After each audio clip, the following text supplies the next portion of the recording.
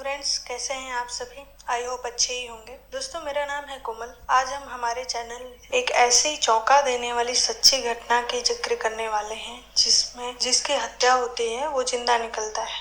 तो अब सवाल उठता है कि मरने वाला कौन था और हत्या किसने की। इन सभी सवालों के जवाब जानने के लिए बने रहिए हमारे चैनल पर। तो आइए जानते हैं इस दिमाग को घुमा देने वाली सच्ची घटना के बारे में। जुर्म की दुनिया वाकई अजीब है। कई बार जो दिखता है वो होता नहीं है और जो होता है वो दिखता नहीं है। ये कत्ले की कहानी भी कुछ ऐसी ही है। जिस शख्स की मौत होती है मौके से उसकी लाश भी मिलती है और सुसाइड नोट भी मिलता है। मौत के सबूत भी मिलते हैं, मौत की वजह भी मिलती है, जिसको देखकर पुलिस भी मान लेती है कि ये आत्महत्या का ही केस है। लेकिन जब पोस्टमार्टम रिपोर्ट पुलिस के हाथ आती है तो पूरा घटनाक्रम ही बदल जाता है। अब पुलिस फिर से तफ्तीश में लग जाती है। फिर जो कहानी सामने आती है उसे जानकर पुलिस के भी होश उड़ जाते हैं। आज क्राइम की यह कहानी मध्य प्रदेश के भोपाल की मर्डर मिस्ट्री की सच्ची घटना है। घटना की शुरुआत होती है मध्य प्रदेश की राजधानी भोपाल की सेंट्रल जेल से। साल 2019, तारीख 29 जून। इस दिन पैरोल पर जेल से निकले कैदी को लौटना था। 15 दिन की पैरोल पर जाने के बाद उसके लौटने का इंतजार जेल के प्रशासन को भी था। लेकिन तभी जेल के प्रशासन को लोकल पुलिस से सूचना मिलती है कि जिस कैदी को वापस आना था उसकी मौत हो चुकी है। हत्या के केस में उम्र कैद की सजा मिलने और जेल की जिंदगी से परेशान होकर उसने अपने घर में ही आत्मदाह कर लिया। लोकल पुलिस ने बताया कि एक सुसाइड नोट भी छोड़ा है, हैंडराइटिंग भी मिलजुल रही है और मौत की वजह भी बताई है उसमें। इसलिए 100 का पोस्टमार्टम कराकर केस को बंद करने की तैयारी कर रहे हैं। ये जानकर जेल प्रशासन भी उस कैदी का केस बंद करने के लिए लोकल पुलिस की फाइनल रिपोर्ट का इंतजार करने लगती है। इस पूरी घटना के सूत्रधार, जिसका नाम था राजेश परमार, उसकी उम्र तकरीबन 34 साल होगी। वह मध्य प्रदेश के भोपाल के नीलबढ़ एरिया में हरिनगर में रहा था। इस पर साल 2014 में एक हत्या का आरोप लगता है और उसी केस में इसकी गिरफ्तारी हुई थी।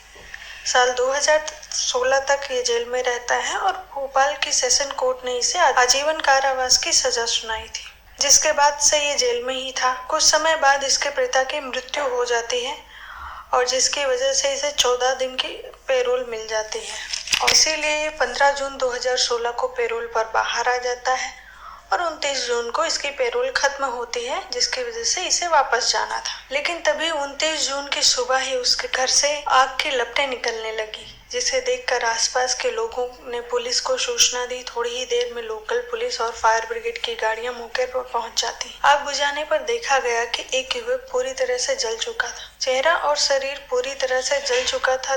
देखकर ही वो मरा हुआ लग रहा था। फिर भी पुलिस ने आखिरी उम्मीद में उसे अस्पताल में भर्ती करवाया, जहां डॉक्टरों ने उसे मृत घोषित कर दिया। अब पुलिस ने घर में ही तलाशी ली और उसे एक सुसाइड नोट भी मिलता है, जिसमें लिखा था कि पिता की मौत से वो दुखी है और अब उसे कोई भी परिवार का पैरोल भी नहीं दिलाएगा, क्योंकि अब परिवार में कोई बचा भी नहीं है। जेल की जिंदगी उसके लिए नरक के समान है, जिससे वो दुखी होकर आत्महत्या कर रहा है और इसका कोई जिम्मेदार नहीं है। अब इस सुसाइड नोट के आधार पर पुलिस ने सेंट्रल जेल को भी सूचना दी और 100 को पोस्टमार्टम के लिए भेज। लोकल पुलिस ने इसे एक साधारण आत्महत्या का केस समझकर एक तरह से बंद कर दिया था। उधर पोस्टमार्टम के बाद 100 को रिश्तेदारों को सौंप दिया गया। उन लोगों ने 100 का दाह संस्कार भी कर दिया। लेकिन इस पूरे केस में 24 घंटे के बाद एक नया मोड़ आया, जब वहां की पुलिस को राजेश परमार की पोस्टमार्टम रिपोर्ट मिलती है। उस समय के भोपाल के नए एएसपी अखिल पटेल के पास नीलबढ़ का एरिया था। उन्होंने जब ये पोस्टमार्टम रिपोर्ट देखी तो चौंक गए। रिपोर्ट में लिखा था कि मरने की वजह जलना या फिर धुएं से दम घुटना नहीं, जबकि गला दबाना है, यानी कि गला दबाने से मौत हुई है। यहाँ से इस पूरे घटनाक्रम में नया मोड़ आ जाता है। पुलिस पूरी तरह से इस केस की तफ्तीश में लग जाती है। तुरंत मौके से ली गई सभी फोटोग्राफ्स अपने पास मंगवाते हैं और सभी की बारीकी से जांच की जाती है। एक फोटो में वो देखते हैं कि मरने वाले शख्स का पैर बिल्कुल एक दूसरे से चिपका हुआ है, जबकि जल के मरने वाले कोई भी व्यक्ति का पैर एक दूसरे से चिपका हुआ नहीं हो सकता है, क्योंकि जल के मरे व्यक्ति के तड़पने के कारण पैर हाथ अलग अलग हो जाते हैं। इस केस में पैर चिपकने नहीं चाहिए। पुलिस अब सारी तस्वीरों को बहुत बारीक तरीके से देखती है और दूसरी तस्वीर में उन्हें पता चलता है कि उस शख्स का चेहरा और सीने वाला हिस्सा ही पूरी तरीके से जला हुआ है, जबकि हाथ पैर ज्यादा जले नहीं हैं।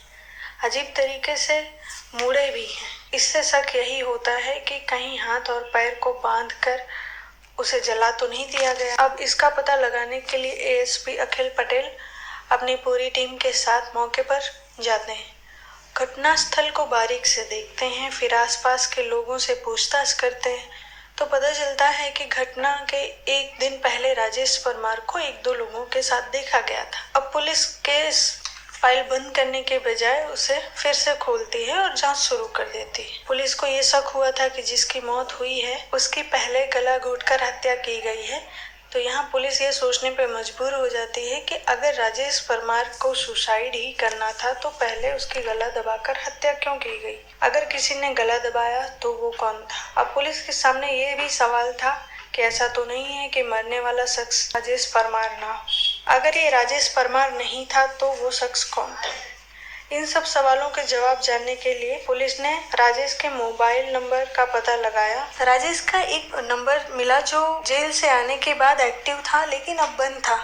उसकी आखिरी लोकेशन भी भोपाल की ही थी। पुलिस ने जब उसका फोन की कॉल की डिटेल चेक की तो उनकी नजर एक नंबर पे जाती है जिस पे बार बार बात हो रही थी। उस नंबर पे फोन करते हैं तो वो नंबर भी बंद आता है, जो कि उस नंबर की डिटेल निकालने पे पता चलता है कि वो किसी निहाल नाम के युवक का है। अब पुलिस के सामने निहाल के खोजने की भी चुनौती थी। मन में ये सवाल भी था तो कहीं ये मरने वाला व्यक्ति निहाल ही तो नहीं है। इसके अलावा और कई सवाल थे। फिलहाल पुलिस निहाल की तलाश में लग जाती है। जांच से पता चलता है कि निहाल मूल रूप से बिहार का रहने वाला है और वो पहले से राजेश को जानता है क्योंकि वो राजेश के मकान में किराएदार के रूप में रहा करता था। अब वो उसके मकान में नहीं रहता है। पुलिस निहाल का लोकेशन ढूंढने में लग जाती है तो उन्हें पता चलता है कि निहाल फिलहाल गुजरात में है। पुलिस वहां जाती है, उसे गिरफ्तार करती है और उससे कड़ाई से पूछताछ करती है। उसने जो कहानी बताई वो बेहद चौंकाने वाली थी। निहाल ने बताया कि जेल से पैरोल पर आने के बाद राजेश ने उससे संपर्क किया था। फोन पर बातचीत हुई थी, उसने मिलने भी बुलाया था। बातचीत से वो काफी परेशान और इमोशनल भी लग रहा था क्योंकि पिता की मृत्यु के बाद अब उसकी जिंदगी में कोई नहीं था जो उसे पैरोल दिला सके और उसे पैरोल की कोई उम्मीद भी नहीं थी। इसलिए उसने सोचा कि दुनिया की नजरों में वो हमेशा के लिए मर जाए और असल में जिंदा रहे तो उसे इस सब चीजों से आजादी मिल सकती है। इसके लिए उसने कई क्राइम सीरीज देखी जिसके बाद उसने एक बहुत ही खौफनाक तरीका अपनाया। इसके लिए साजिश रची कि 29 जून को पैरोल खत्म होने के बाद भी उसे जेल न जाना पड़े, इसलिए 28 जून को ही किसी दूसरे शख्स को अपनी जगह पर मारकर भोपाल से कहीं दूर चले जाने की तैयारी में लग गया। इस काम के लिए उसने मुझे बुलाया लेकिन मैंने साफ मना कर दिया। फिर उसने मुझे 1 लाख रुपए का लालच दिया और कुछ पैसे एडवांस भी दिए, इसलिए मैं उसके झांसे में आ गया। इस तरह 29 जून को पैरोल खत्म होने से पहले यानी 28 जून को ही हम दोनों की मुलाकात हुई। उसी दिन शाम को ही दोनों घर पर अपना फोन छोड़कर घूमने निकल गए ताकि लोकेशन ट्रेस ना हो सके। इसके बाद एक पेट्रोल पंप पर राजेश को अपनी ही कदकाठी का और अपनी ही उम्र का एक युवक मिलता है जिसका नाम राजू रैकवाड़ था। उन दोनों में बातचीत होती है, दोनों दोस्त बन जाते हैं और बातों ही बातों में दोनों ने राजू को घर पर पार्टी करने और शराब पीने के लिए राजी कर लिया था। क्योंकि राजू मजदूरी करता था इसलिए खाने और शराब के लालच में वो तुरंत तैयार हो गया और दोनों के साथ राजू राजेश के घर पर आ गया। यहाँ राजू को उन दोनों ने जमकर खूब शराब पिलाई। जब उसने अपने होश खो दिया तो राजेश ने उसका गला दबाकर हत्या कर दिया। इसके बाद उसके हाथ पैर रस्सी से बांध दिए ताकि वो जिंदा भी रहे तो आग से न बच सके। हाथ पैर बांधने के बाद उसे फर्श पर लिटा दिया, घर पे रखी किताबों को उसके ऊपर डाल दिया। राजेश ने खुद ही एक सुसाइड नोट लिख दिया और उसे दूर रख दिया ताकि पुलिस को सही सलामत सबूत मिल सके। इसके बाद दोनों ने बाइक से निकाला पेट्रोल भी राजू के ऊपर डाल दिया ताकि वो पूरी तरीके से जल जाए, जिससे शव की शिनाख्त ना हो सके। क्योंकि घर का दरवाजा बाहर से बंद होने पर साजिश का शक हो सकता था, इसलिए दोनों ने घर का दरवाजा अंदर से बंद किया और छत के रास्ते बाहर निकल कर गए। इसके बाद खिड़की से माचिस जलाकर तिली अंदर की तरफ फेंक दिया और आग लग गई। आग की लपटें बढ़ने लगी तो दोनों एक साथ फरार हो गए। साजिश के तहत राजेश ने निहाल का एक पुराना सिम कार्ड लिया और साउथ इंडिया चला गया। वहीं निहाल गुजरात आ गया। अब पुलिस ने निहाल की बताई कहानी की सच्चाई पता लगाने के लिए उस मृत व्यक्ति के बारे में पता लगाया तो उन्हें पता चलता है कि राजू रायकवार की पत्नी ने 28 जून की रात में ही लोकल पुलिस स्टेशन में राजू की गुमशुदगी की शिकायत की थी। इसके अलावा पुलिस को राजेश के घर में राजू की चप्पल भी मिली थी जिसे उसकी पत्नी ने पहचान लिया था। ये जानकर पुलिस को अब तेजी से जांच में लग जाती है। अब पुलिस को पूरी कहानी समझ आ गई थी, लेकिन जब तक राजेश आंखों के सामने नहीं आ जाता तब तक जांच अधूरी ही थी। पुलिस को अब ये यकीन हो चुका था कि आज नहीं तो कल राजेश निहाल के से संपर्क जरूर करेगा, क्योंकि राजेश निहाल का पुराना सिम कार्ड ले गया था। आखिर पुलिस का अंदाजा सही निकला। 2 दिन बाद राजेश का फोन निहाल को आता है और पुलिस की मौजूदगी में ही निहाल उससे बात करता है। राजेश उससे वहां के हालचाल के बारे में पूछता है और कहता है कि चेन्नई में उसका कोई साथी है जो उसकी मदद कर सकता हो। अगर कोई है तो बताना जरूर। इस पर निहाल उससे कहता है कि हाँ, जल्द ही वो उसे बता देगा। उसके बाद फोन कट जाता है। अब पुलिस ने भी राजेश को पकड़ने के लिए फिल्मी कहानी बनाई और इसके तहत पुलिस ने अपने ही कुछ लोगों को चेन्नई भेजा लोकल बनाकर, और उनको ही वो राजेश से मिलवाने वाले थे।